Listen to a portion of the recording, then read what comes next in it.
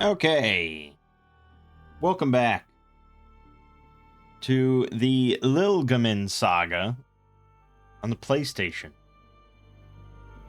Wizardry 3. Yeah, it's, oh boy.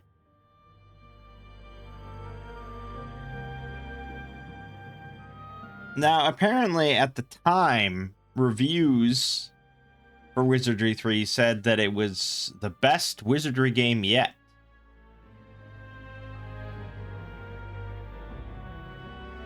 And I think, from the perspective of someone that is really, like, in the early 1980s, someone that's really into the Wizardry games and someone that's really into computer role-playing games and is very interested in devoting dozens of hours to a game like this, trying to map out every aspect of it and going through the sweat and the blood and the tears to go through the whole game and beat it. Yes, I could absolutely see how it is the best of the three, in the sense that it is more refined.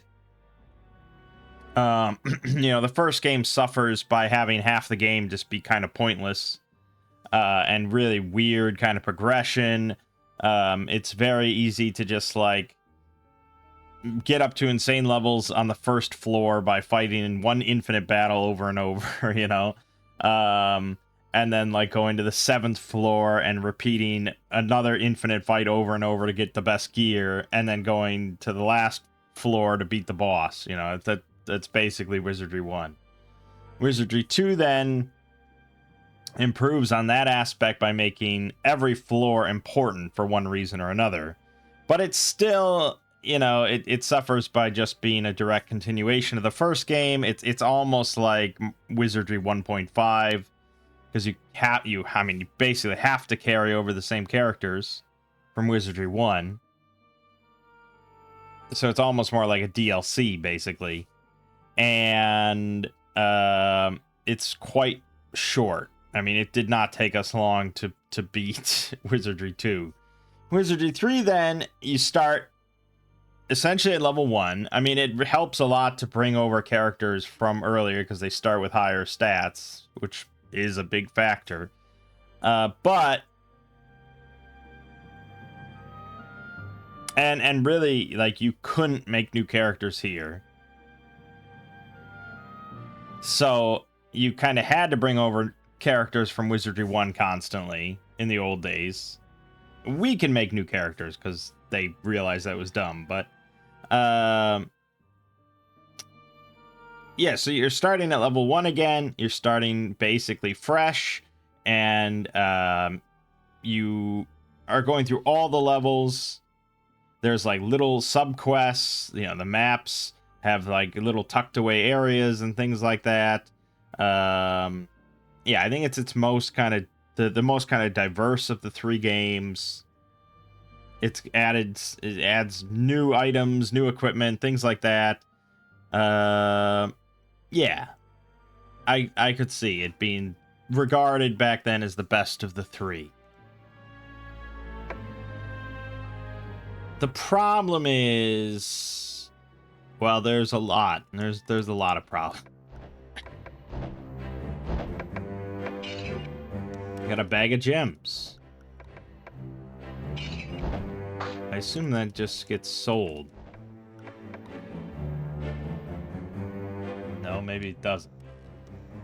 Actually, I think it does. I think it has, like, a useless purpose you can use it for. No, it literally is just to be sold. Okay. So, right, the problems. The start of this game is insanely brutal.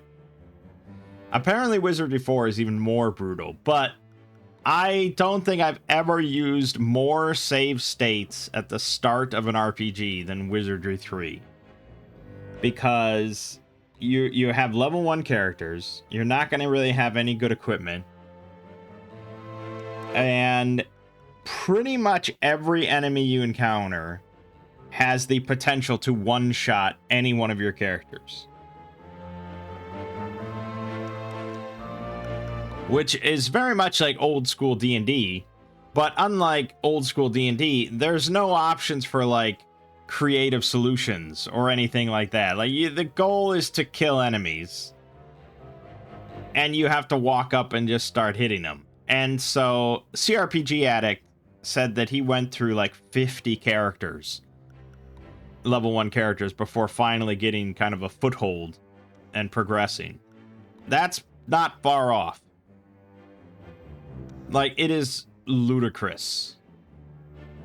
Especially compared to Wizardry 1. And I don't get it, because Wizardry 1 starts at level 1, you start with basically no equipment, and it's not nearly as brutal. And keep in mind, in Wizardry 1, you can just make new characters.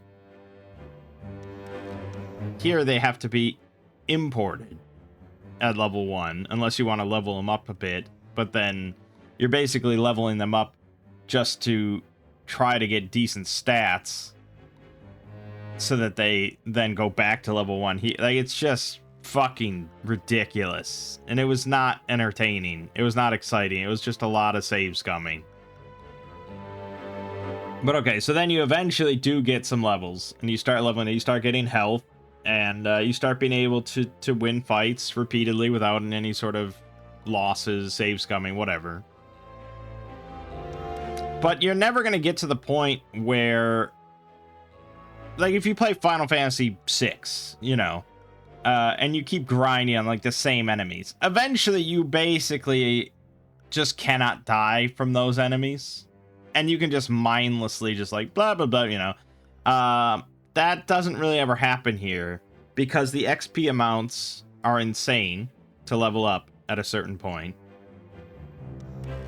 And you don't reach that nice equilibrium where the enemies are not really providing much XP, but they also don't provide any threat. It doesn't really reach that point. It's more just they don't provide much XP, but they still are kind of annoying and damaging. And you can't just mindlessly kill stuff. Let's go into the maze so we can kind of just see.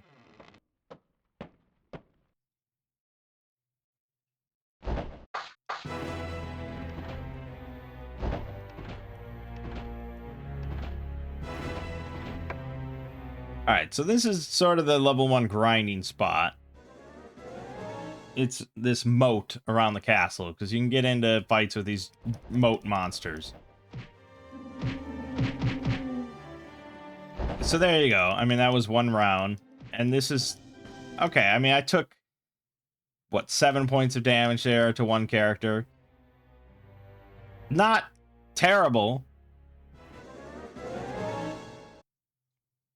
But still, a decent amount.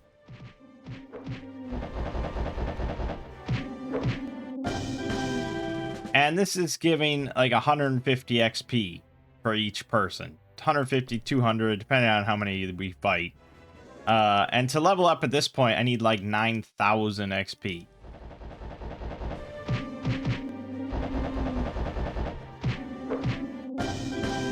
So it's like, it's doable, but it's certainly a far cry from the Murphy's Ghost fights.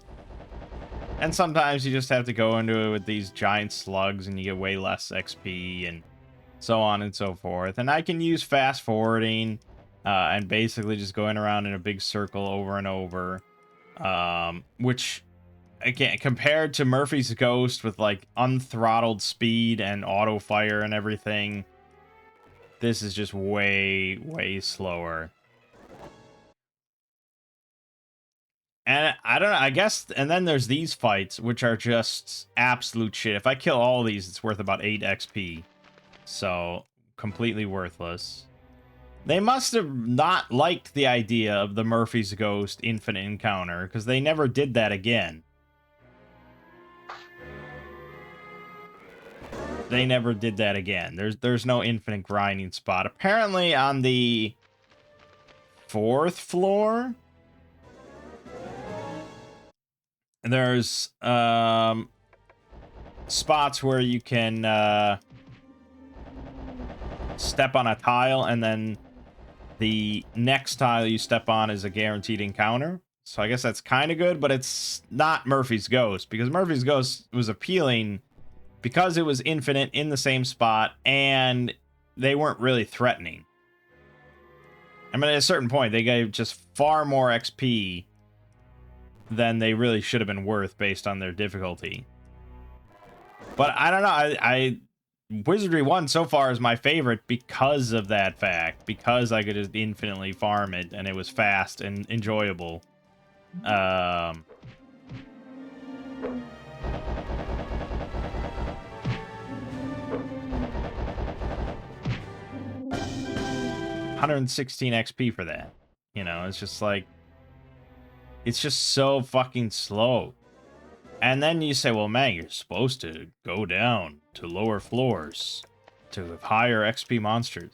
Yeah, and then things just get really ridiculous because the monsters are just far more dangerous, and they start poisoning you, and they start AoEing the whole team, and blah blah blah blah blah. And there's just never. And granted, I'm used to just, you know, SNES JRPGs like the Final Fantasies and Breath of Fire and stuff, where it's always very easy to just infinitely grind up to become super powerful. And that's what I was raised on, and that's what I enjoy. But at the same time, the gold box games are all pretty great, and I don't remember doing copious amounts of grinding there, because it was just a good, I mean, generally, it was just a good difficulty curve and leveling curve and everything, and it was all nice. Also, the gold box games has Fireball, and you can just infinite Fireball. Now, yeah, we did our own cheesing with the gold box games, where we were auto-healing and auto-recovering spells every fight, basically. And if I could press a button to instantly recover all my spells in this game, that would go a long way towards making it a lot more palatable. If I had spells for every fight. But I don't. We don't have that. You know, if you've been watching this channel, I mean, obviously you know that I like a lot of these old school kind of games, these old school RPGs and stuff. We went all the way through the Might and Magic series. I've been through the Elder Scrolls series, the Gold Box series. Plenty of old RPGs. But I'm going to just be honest and tell you that I have zero interest in playing more Wizardry 3. Like, this is just too much.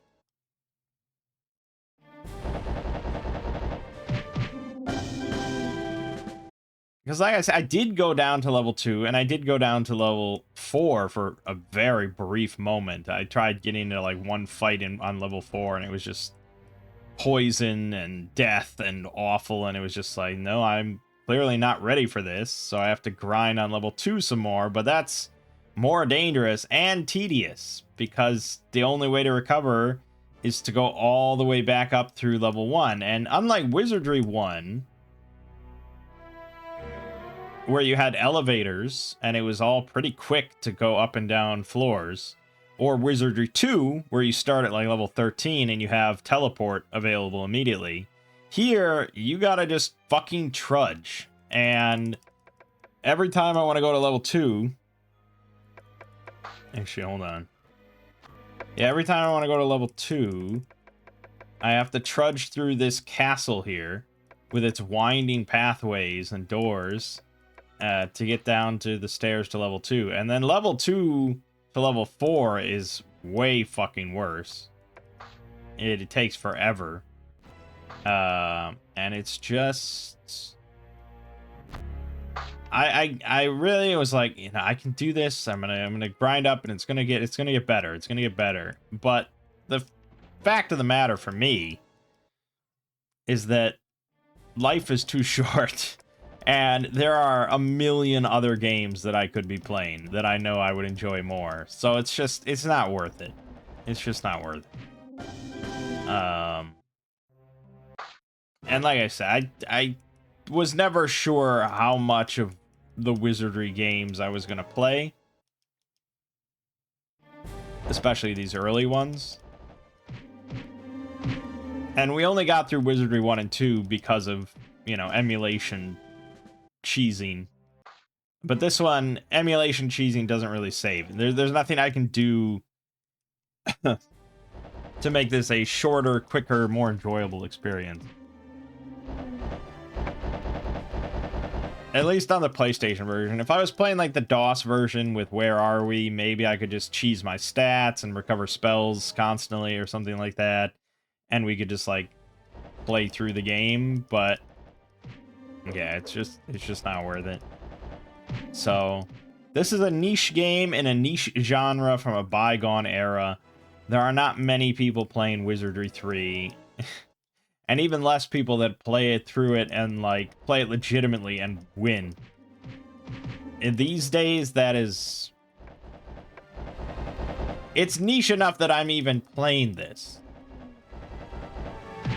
And I've put in, like, several hours already, which is, to me, feels astronomical. So here's floor 2. You can see the doors and how many one-way doors there are. And I mean, this is me following a map to go directly to where I want to go. You should see how many fucking useless dead ends there are on the full map. It is just stupid. Basically, every door here that I didn't go through is some sort of dead end.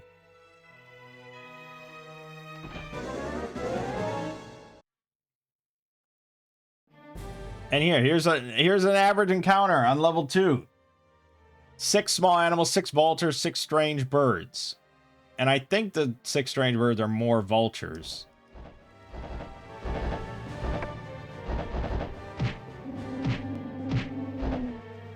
Yeah, we got were-rats.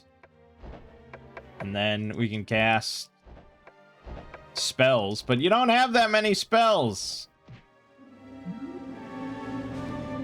And this isn't like Final Fantasy where you just pop an ether and get more MP back or what, you know, it's just, if you want spells back, you have to go all the way back to the inn. That's it. That's your option. And now I'm poisoned, and I'm pretty certain I have no cure for that.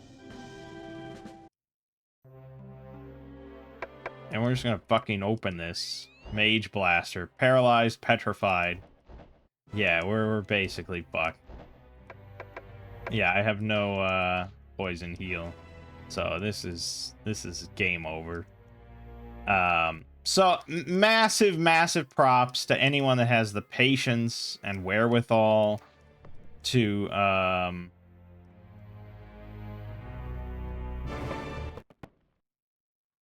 play all the way through these games legitimately and beat them legitimately. Just not for me, man. Not for me. And I know I keep going back to the Gold Box games, even though they're years apart, but those games hold up so much better to me and just are far more enjoyable experience, where I would play through most of them again.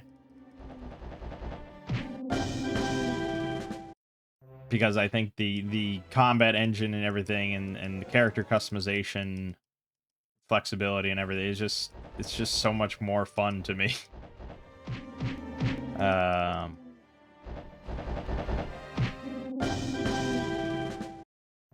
But again, the thing is, like, the appeal here is not in the combat system necessarily, or the character customization necessarily. The appeal here is in the fact that it's a dungeon crawler. You're supposed to enjoy the process of exploring the dungeon step by step and feeling the tension rising as you go through the dungeon and mapping it out and all that. And I'm not doing any of that. I'm just trying to follow a map and get through the game as quickly as possible. So obviously I'm not dare say I'm not playing the game right.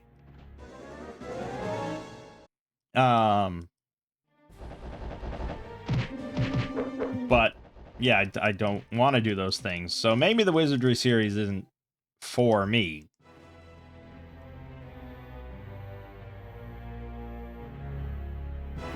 I think rather than comparing it to Gold Box, perhaps a better comparison is like Might and Magic.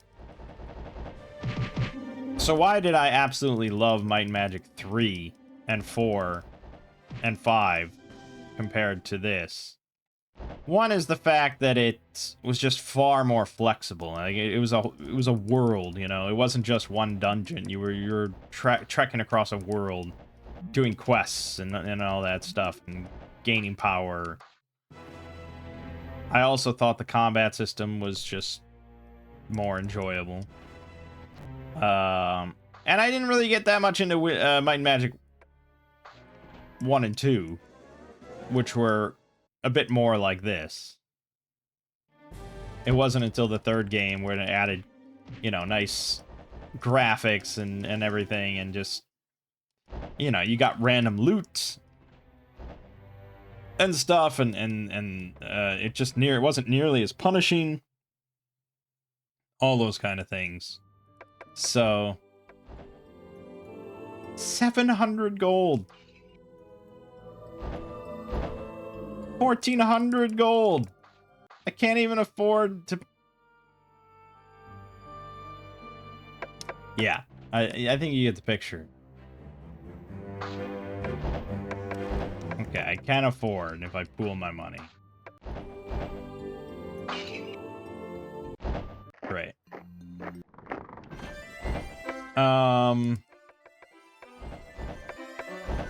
Yeah, I mean, there's not really much else I want to say here, and I don't really want to keep playing it, so I just felt I needed to make one last video before we move on. But it's just rough. And I don't think this is maybe the least talked about Wizardry game, but it's among the least talked about Wizardry game.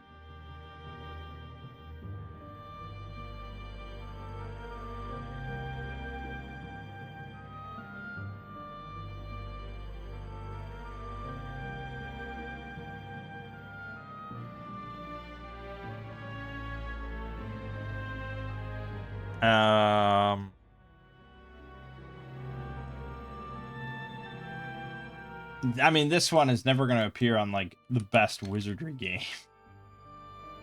Right?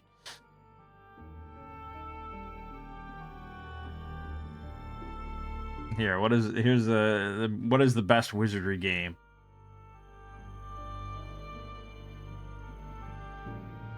Oh, this person says right out the gate. Number 3 is underrated as fuck. It rebalances and perfects the system from the first game while adding new weapons and enemies. It's easily the best game in the original trilogy.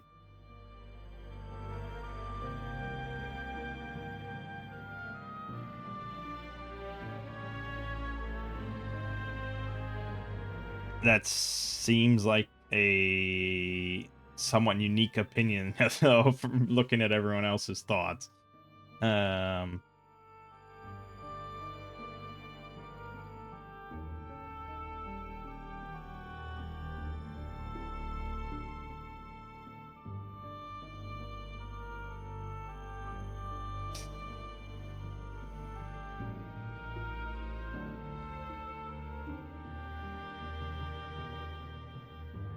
Yeah, I mean, it seems like most people seem to be mentioning 1, 5, 6, 7, 8.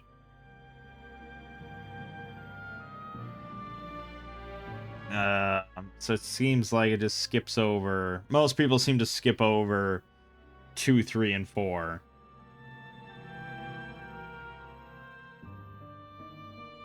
This person says Wizardry 1 through 5 and 6 through 8 are almost entirely different subgenres with very different goals. It's unfair to compare them.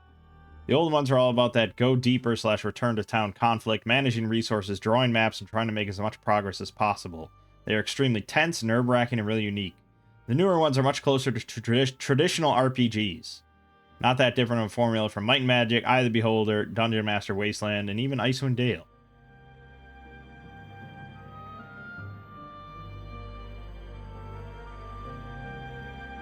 Funny that, like, only one person mentioned Wizardry 3. It was the first post. It's like, it's amazing. It's the best one of the original 3.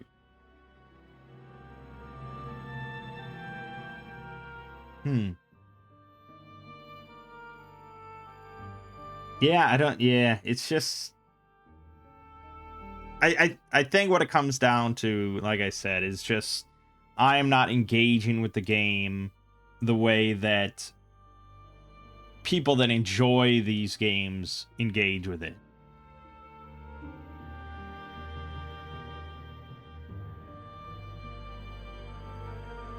I'm not interested in that tension of delving deeper and mapping out the place and returning to town out of necessity and blah, blah, blah. So, I think, you know, if that whole concept does appeal to you, then you probably have already played through Wizardry 3, and you're wondering, what the hell's wrong with me? And if that doesn't appeal to you, then you probably already are quite aware of that and have no interest in checking out the early Wizardry games. So, yeah, it's just, yeah, there isn't much else for me to say. I don't think Wizardry 4 is going to be a big improvement on that aspect, but apparently Wizardry 4 is quite a bit different in the setup. So I'm interested in looking at that.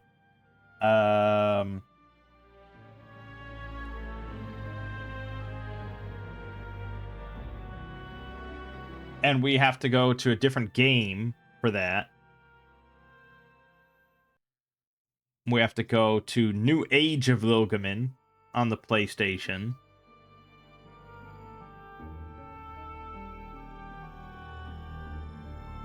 Which includes Wizardry 4 and 5.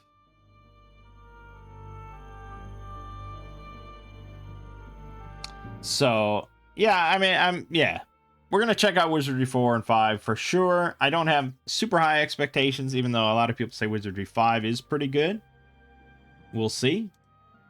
As maybe like the final refinement of this original style of Wizardry dungeon crawlers. But yeah, I'm mostly interested in getting to the later ones, because those are the ones often talked about. But at the same time, that was the case for Might and Magic as well. Most of the time you hear about Might and Magic 6 and stuff being the end-all be-all, and I wasn't crazy about it because I preferred the earlier style. I don't think that'll be the case here, but we'll see. So yeah, I'm going to leave it off here. Sorry to disappoint. You don't get to see the end of the Lilgamen saga. I mean, I can tell you the plot, but we haven't really been caring about the plot.